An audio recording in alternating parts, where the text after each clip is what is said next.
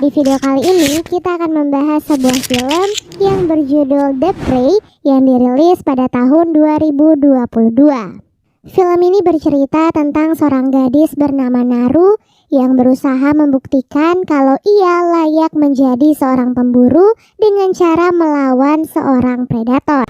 Berlatar di tahun 1719, seorang gadis dari suku Komansi bernama Naru terlihat sedang berlatih dengan kapak pemberian mendiang ayahnya.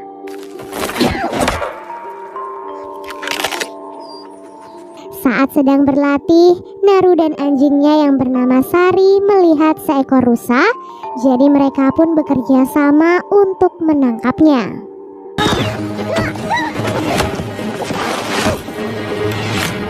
Saat sedang berburu, mereka dikejutkan dengan suara yang cukup keras yang berasal dari atas langit. Di sana awan terlihat menggumpal dan secercah cahaya yang muncul di antaranya. Naru pun menganggap hal itu adalah Thunderbird, pertanda ia sudah siap menjadi seorang pemburu. Padahal benda bersinar itu sebenarnya adalah sebuah pesawat luar angkasa yang baru saja menurunkan seorang predator. Naru diketahui sebagai gadis yang dilatih untuk menjadi tabib seperti ibunya. Jadi tak heran jika ia sangat ahli dalam hal obat-obatan herbal. Namun akhir-akhir ini Naru malah ingin menjadi seorang pemburu seperti mendiang ayah dan juga kakaknya yang bernama Tabe. Hal itu sebenarnya membuat Tabe cukup khawatir karena dunia perburuan sangatlah berbahaya. Saat menjelang malam, Naru diminta untuk mencari tanaman obat oleh ibunya. Setelah kembali mengambil beberapa tanaman obat, Naru melihat Tabe dan beberapa lelaki seperti terburu-buru mengejar sesuatu. Rupanya salah satu pemburu bernama Puhi diketahui sedang terluka karena diserang oleh seekor singa. Jadi mereka saat ini sedang bergegas untuk pergi mencarinya. Mengetahui hal itu, Naru tentu saja memaksa Tabe agar diizinkan untuk ikut dalam perburuan kali ini. Meskipun beberapa pemburu sebenarnya tidak setuju, namun Tabe akhirnya mengizinkan Naru dengan alasan agar nantinya Naru bisa langsung mengobati Puhi.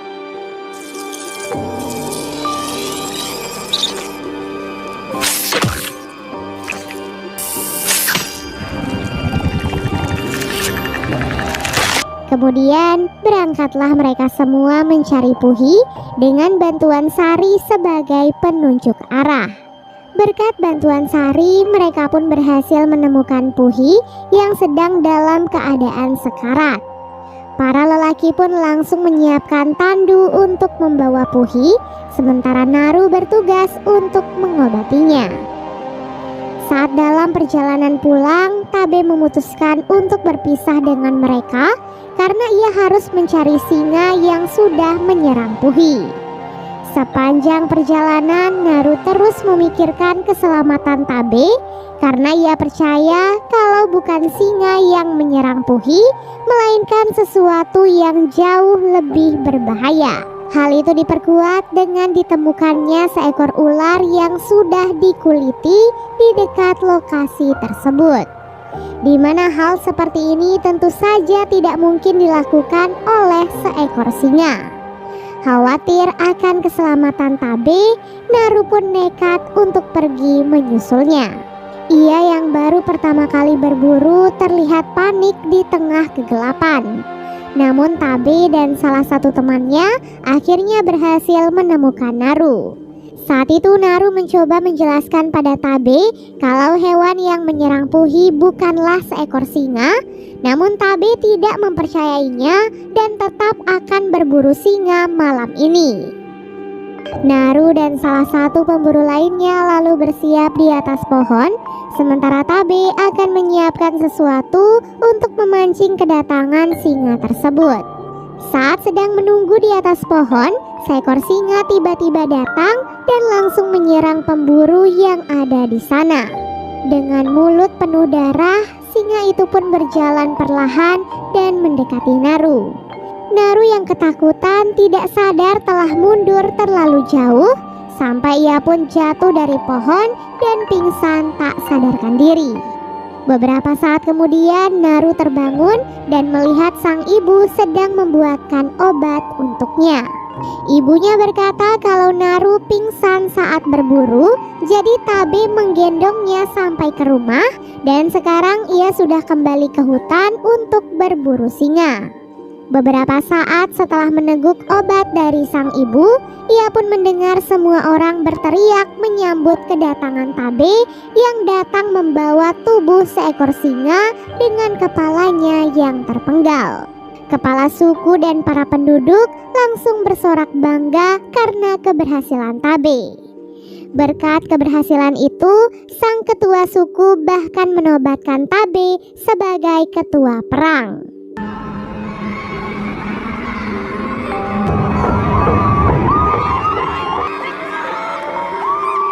Naru yang masih belum yakin memutuskan untuk pergi berburu dan mencari predator yang sesungguhnya.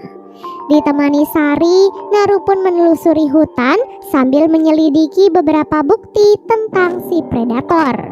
Mulai dari jejak kakinya yang panjang dan besar sampai beberapa bekas cakaran yang ada di beberapa pohon.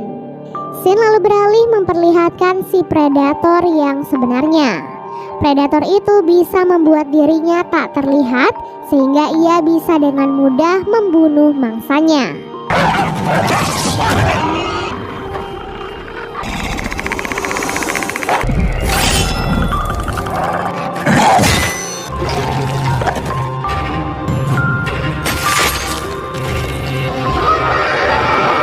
Kepala serigala itu kemudian dipanaskan dan disimpan sebagai souvenir. Kembali ke Naru, di tengah perjalanannya ia pun menemukan sekumpulan mayat bison yang sudah mati dan dikuliti. Hal itu pun membuat Naru semakin yakin kalau ada predator yang sudah melakukan semua ini. Setelah Naru pergi dari tempat itu, si predator menemukan jejak yang ditinggalkan Naru di dekat mayat bison. Predator itu pun penasaran dengan sosok Naru dan memutuskan untuk mengikuti jejaknya. Saat melanjutkan perjalanan, Naru tiba-tiba terjatuh di kawasan lumpur penghisap. Dengan kapaknya, ia pun mencoba menggapai semak-semak agar ia bisa menarik diri keluar dari lumpur. Beberapa kali gagal tidak membuat Naru menyerah begitu saja. Ia pun memanfaatkan lemparan terakhir dengan sangat baik sehingga berhasil selamat dari lumpur penghisap. Karena tubuhnya dipenuhi lumpur, Naru pun memutuskan untuk membersihkan diri di sebuah sungai. Setelah membersihkan diri, Naru melihat seekor beruang yang sedang menghabisi mangsanya di tepi sungai tersebut. Perlahan ia pun menyiapkan anak panahnya dan bersiap memanah si beruang. Mayat beruang itu rencananya akan dijadikan bukti untuk ditunjukkan pada Tabe dan ibunya sebagai pertanda kalau Naru sudah layak menjadi seorang pemburu. Namun saat ia akan memanah, tali busur panahnya tiba-tiba rusak sehingga si beruang itu pun mengetahui keberadaan Naru. Di saat itu Sari mencoba mengalihkan perhatian si beruang agar Naru bisa pergi menyelamatkan diri. Namun karena kurangnya pengalaman berburu, keduanya pun malah berakhir sebagai mangsa. Naru yang pasrah memutuskan untuk masuk ke dalam perangkap ikan agar beruang itu tidak bisa menggigitnya. Dalam ketakutan, Naru pun melihat si beruang sedang bertarung dengan predator yang sosoknya tidak terlihat.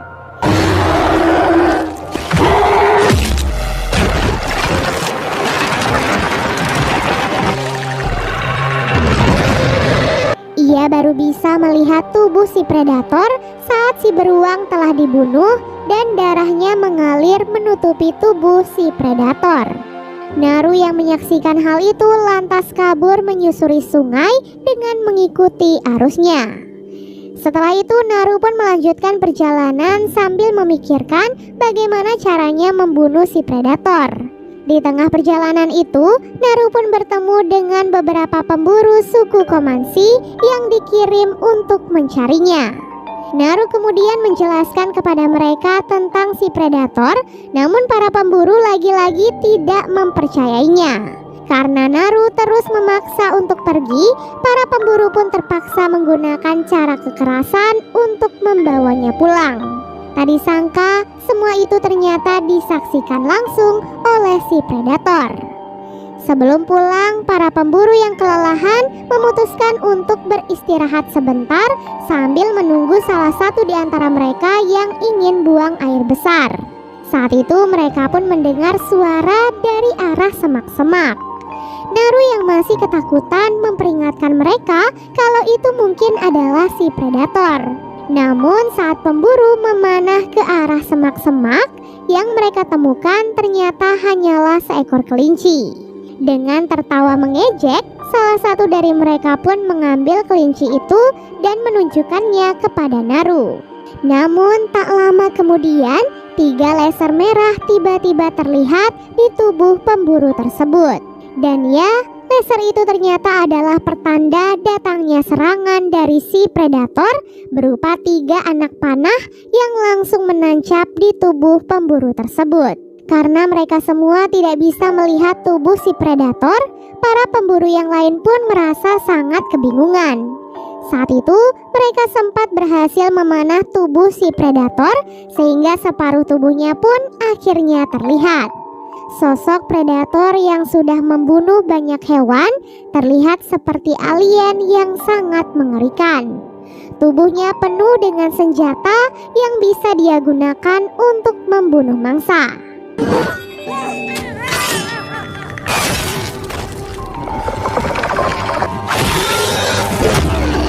Saat para pemburu sedang bertarung melawan predator, Naru pun memutuskan untuk kabur melarikan diri.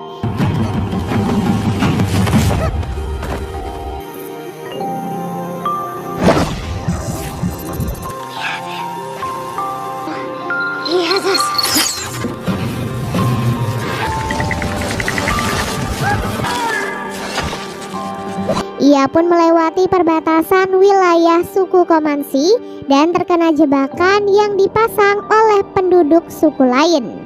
Suku yang diisi oleh pendatang asal Prancis itu kemudian menemukan Naru dan membawanya ke tempat mereka.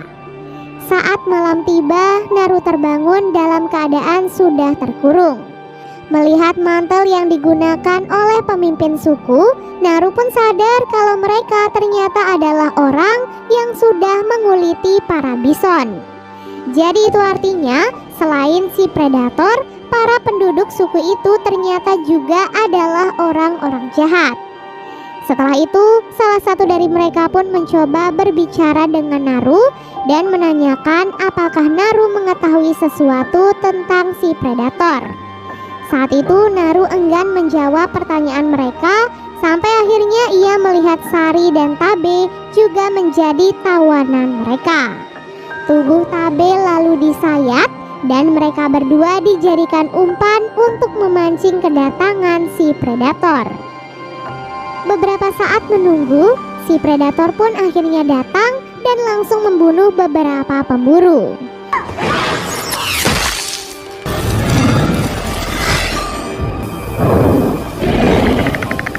Tabe yang ketakutan kemudian berpikir kalau mereka berdua adalah target si predator. Namun Naru mengatakan kalau si predator tidak mengincar umpan. Di mana itu artinya si predator hanya akan membunuh orang-orang yang ia anggap sebagai ancaman.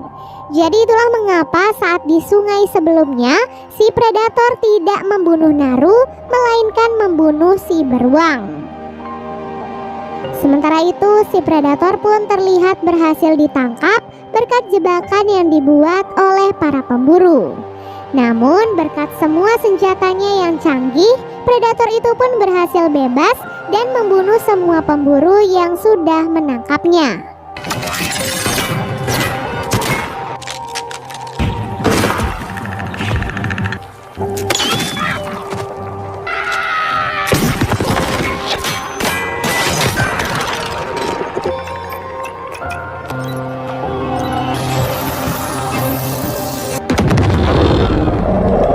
Selagi mereka bertarung, Naru dan Tabe juga berhasil bebas dari ikatan mereka.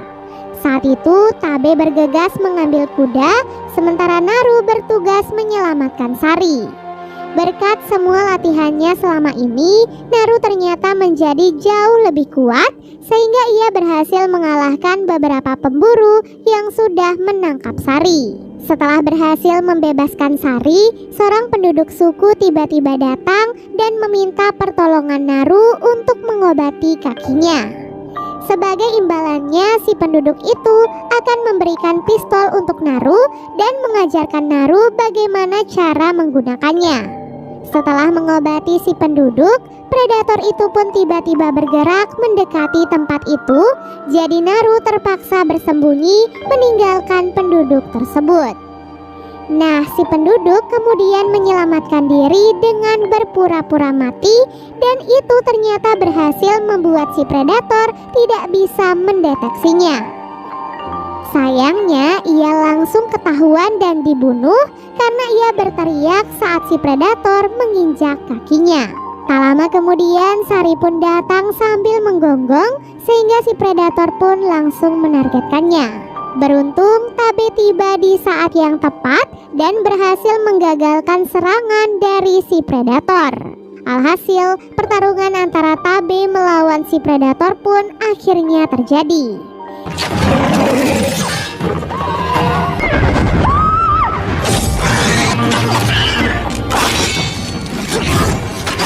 Setelah berhasil melukai si predator berkali-kali, si predator tiba-tiba menghilang, membuat Tabe dan Naru merasa kebingungan.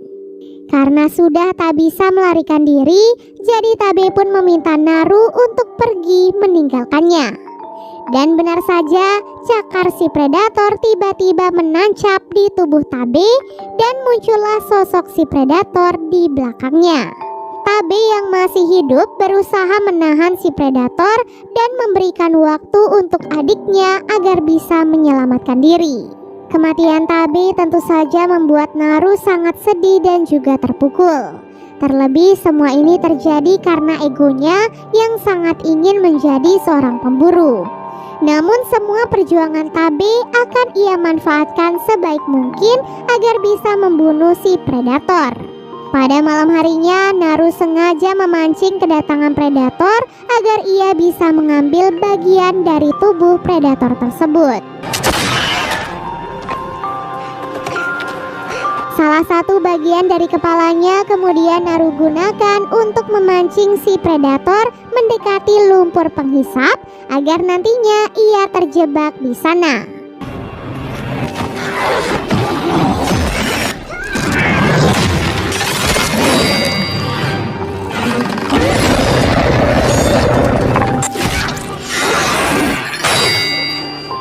Berkat kerjasamanya bersama Sari, mereka pun berhasil menenggelamkan si predator dan membunuhnya dengan pantulan senjatanya sendiri.